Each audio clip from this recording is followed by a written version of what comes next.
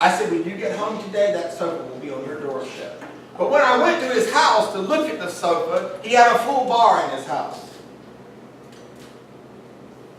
So I'm saying, if you ever got caught up, and I know people did, you repented and you amended, don't beat yourself up for the rest of your life. Forgive yourself, know that Allah is forgiving, and just don't do it again. But the wine, folks, just to give you an idea, was actually running in the streets. Some people say in another hadith that the animals were drunk from the wine. Have you ever seen, anybody ever seen this hadith? Yeah, the animals were actually drunk. That's how much wine. It was like blood running in the streets. But they obeyed the prohibition of Allah immediately. Yes, brother? In Abraham's time, did they have communion where they served the wine in church? To my knowledge, there was no communion until after the 3rd century of the Christian church, after Paul was around, because they believed that the wine was turned to the blood of Christ. So this all came about after. No, it was not then. There were blood sacrifices of animals, but they did not have communion where they drank the wine. Abraham or Jacob talk about serving the wine in church. To my understanding, that's the Christian context, but in the Islamic context, prophets did not drink. Those did not do that. I used to wonder about that. Because that would contradict alcoholic beverage in church. Never drink before or after, like before prophethood, because the prophet. My understanding is that prophets did not drink. In the biblical context, it paints a picture of prophets drinking and having a harem and having sleeping with their daughters and all kinds of stuff. This is in the Old Testament. It's quite scary if you're a youth and you're reading it. I'll never forget when I was reading it at 12 years of age and thinking I want to be a virgin. I was so confused. Here's this prophet that's got all these women, but I want to be a virgin. What's wrong with that? Okay, alhamdulillah. All right, so we talked about the alcohol. Surah 16, verse 101 is another verse about abrogation or nasakh.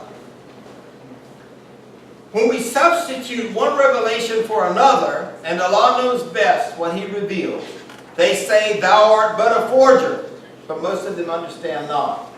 So what happened was, these Jews at that time, they tried to say, because the revelation was changed, oh, he's just a forger. He's just making it like what the people want.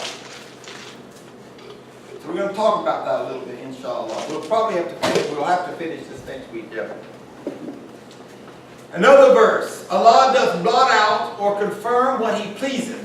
With Him is the mother of the book. Allah is the mother of the book. The abrogations predominantly address the people and Allah's mercy, Allah's understanding that people cannot change immediately. Allah in His infinite wisdom understands this more than we as humans. You cannot. Has anybody here ever smoked and gave it up and never smoked another cigarette after that day you gave it up? One person, mashallah. That's rare though, right, Dr. Nasser? As a doctor, you deal with this a lot, right? People do it all the time. But the majority need a patch, or they need some chewing gum, they need a substitute, right? Yeah. A lot of people have relapses. There's a joke that this guy said, giving up smoking is so easy. I've done it 1,000 times.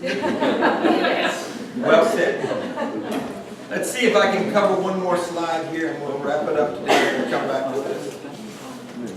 I'm really excited. I want to tell you that next week we're going to be moving from this subject matter into the law that exists today that you're innocent until proven guilty. Actually comes from Islam. And I'm going to do that. That's how I'm going to end today. The beauty of Islam, you see, a lot of people are anti-Sharia, but they don't know about the Sharia. And the Sharia is actually kinder than the American law. Because if you watch, is it NCIC?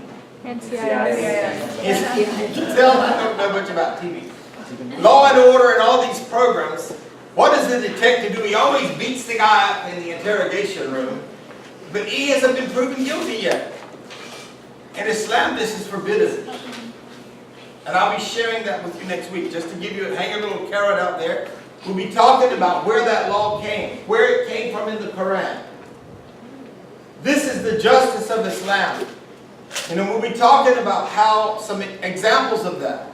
How that when a woman who had been known to be lewd, to be a woman of the shoes, a woman who had sort of like to spend her time on OBT, kind of. Even though that was her history, when a man came and accused her, the Prophet Muhammad said, we cannot stone her without proofs. And that's what we'll be talking about, some of what we'll be talking about next week. Hopefully that will entice you to come back. I love you all for the sake of Allah. I ask you to continue to pray that we can continue to work to convey this true and peaceful message of Islam, that people can be ignited by the flame of the Holy Quran. And when I say ignited, I mean in a positive way, in a non-violent way. Because we need to, the light of Islam can shine if we implement what we've learned. Whatever you learned today, inshallah, take it and implement it this week. Whatever principle you can draw from today's lesson, implement it this week. I know there's something we can all do. I love you all for the sake of Allah.